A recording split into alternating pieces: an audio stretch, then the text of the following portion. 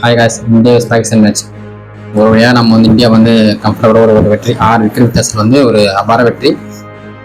நான் ஒரு காலைல ஒரு வீடியோ ஒன்று போட்டிருந்தேன். நான் வந்து ஐஐடி பாபா, அதாவது மகா கும்பமேளாவில் வந்து நான் அவர் கேட்கும் போது அவர் என்ன சொல்லியிருக்காருன்னா, பாகிஸ்தான் தான் ஜெயிக்கும், இந்தியா தோற்கும்ன்ற மாதிரி ஒரு ஸ்டேட்மெண்ட் அவர் சொல்லியிருந்தார்.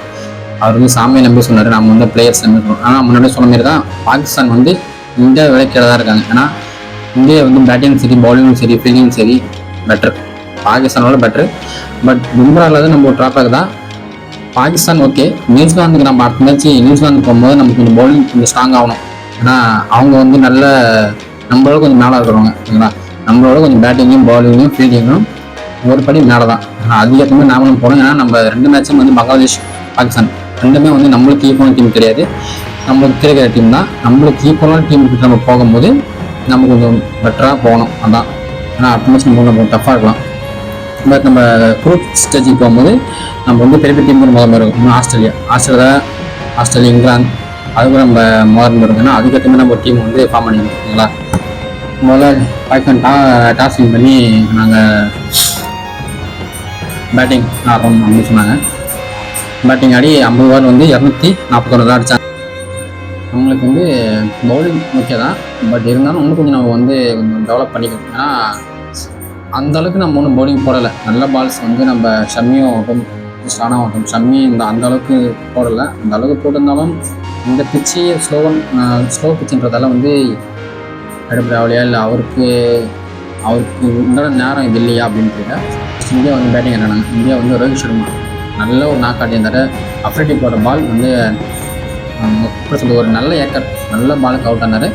ஓகே, சுமன் கில் ஒரு நல்ல பால் தான். ஏன்னா யாருக்குமே ஸ்பின்னு வந்து டேர்ன் ஆகலை. நம்ம படும்போது யாருக்குமே வந்து புதுபெட்டாக இருக்கும், அக்ஷய் பட்டேலாக இருக்கும், யாருக்குமே வந்து ஸ்பின்னும் இடத்துக்கு வந்து ஸ்பின்னு டேர்னே ஆகலை பால். ஆனால் இவர் போட்ட பால் வந்து டேர்ன் ஆகிடுச்சு. அது வந்து சுமன் கில் வந்து யாருமே எதிர்பார்க்கல, அவர் மட்டும் இல்லை யாருமே எதிர்பார்க்கல. நிறைய செம்ம டேர்ன் ஆச்சுன்னா அதனால தான் அவர் வந்து ஒரு நல்ல பால் தான். இந்த ஒரு பேடான பாலுக்கு வந்து பிளேயர்ஸாக அவுட் ஆகலை, ஒரு நல்ல பாலுக்கு தான் பிளேயர்ஸ் அவுட் ஆனாங்க, ஓகேங்களா. அதுக்கப்புறம் ஷேஸ் ஐயர் அவர் வந்து அவர் பங்குக்கு கோலிக்கு இருக்கிற ப்ரெஷர் வந்து அவர் எடுத்து விட்டுட்டு அவர் 50 ரன் அடிச்சுட்டு அவர் போயிட்டார்.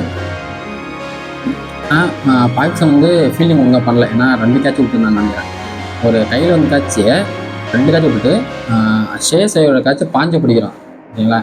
அது வந்து அது எப்படின்னு தெரியல. அது ஃபஸ்ட்டு அவங்க வந்து 2 கேட்ச் பிடிச்சிருந்தாங்கன்னா ஓரளவுக்கு நம்மளுக்கு கொஞ்சம் டஃப்பாக வந்துருக்குன்னு நினைக்கிறேன். நம்ம ஒரு கேட்ச் விட்டோம், அவங்க ஒரு கேட்ச் விட்டாங்க, 2 கேட்ச் விட்டாங்க.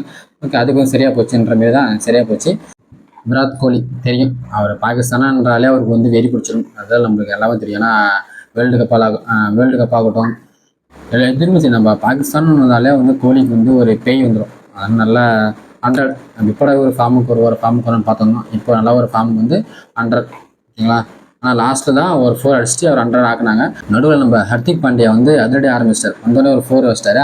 ஓகே, இவரே மேட்ச் முடிச்சுட்டு ஒரு நம்ம கோலி வந்து 100 அடிக்க மாட்டாரோ அப்படின்னு நினச்சோம். பட் அவரும் வந்து கீப்பர் கிட்ட அவுட் ஆகிட்டார். அதுக்கப்புறம் நம்ம அக்ஷய் பட்டேல் அவர் வந்து அடிச்சிருக்கலாம், பட் அவர் தள்ளி ஆடி கோலி செஞ்சுரிக்காக வந்து அவரும் வெயிட் பண்ணியிருந்தார். லாஸ்ட்டில் 4 அடித்து கோலி செஞ்சுரி அடிச்சாச்சு. இப்போ வந்து 6 விக்கெட் வித்தியாசத்தில் ஒரு அபார வெற்றி. அடுத்த மேட்ச்சில் நம்ம ஒரு டஃப்பான மேட்ச், அது வந்து மார்ச் 2ஆம் தேதி நினைக்கிறேன். ஓகே, நம்ம இப்போ பார்க்கலாம்.